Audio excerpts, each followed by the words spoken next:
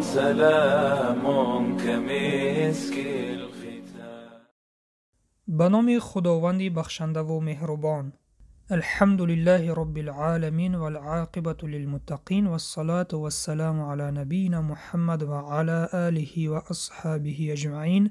السلام علیکم و رحمت الله و برکاته.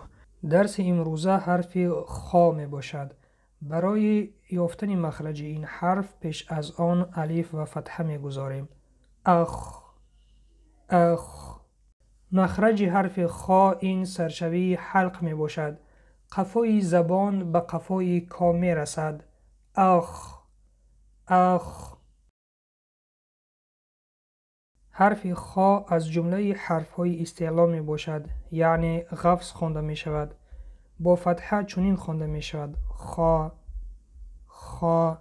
به طرف آواز آ میل کرده می شود: خا خا. با کسرت چنین خوانده می شود: خی خی. و با دمه چنین خوانده می شود: خو خو. لبها به پیش برآورده می شوند: خو خو.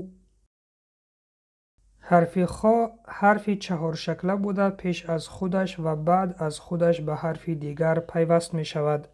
حرف خا چنین نوشته می شود: از طرف راست به طرف چپ در بالایش یک نقطه به حرف بعد از خود پیوست می شود و در بین چنین نوشته می شود: از طرف راست به طرف چپ در بالایش یک نقطه به حرف پیش از خود و بعد از خود پیوست می شود و در آخر چنین نوشته می شود: از طرف راست به طرف چپ در بالایش یک نقطه قسمش از خط می گذرد و به حرف پیش از خود پیوست می شود و در آخر چنین نوشته می شود: در بالایش یک نقطه قسمش از خط می گذرد. بیایید اکنون با هم مثال ها را می خونیم.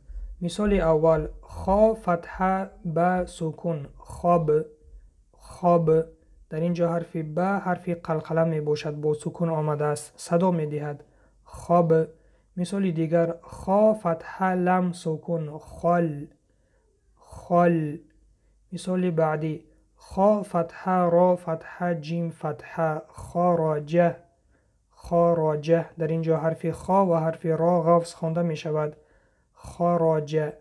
خا فتحه به فتحه را سکون خابر خابر.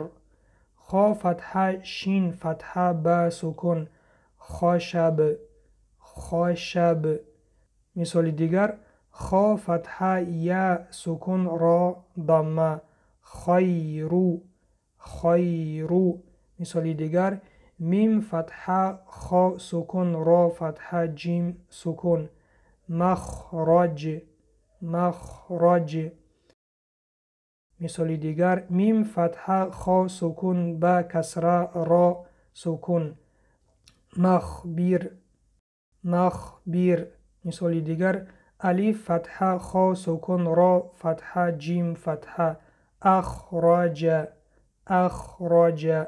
مثال دیگر: الف کسره سین سکون تا فتحه خا سکون به فتحه را فتحه استخبر استخبر.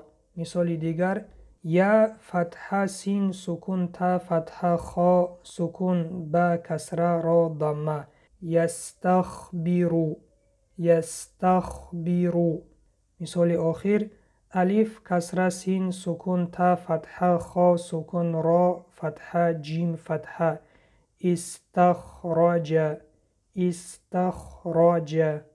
بیایید مثال ها را بار دیگر می خوانیم. خواب خواب خال خال خاراجه خاراجه خابر خابر خاشب خاشب خیرو خیرو مخرج مخرج مخبر مخبر اخراج اخراج استخبر استخبر یستخبر یستخبر استخراج.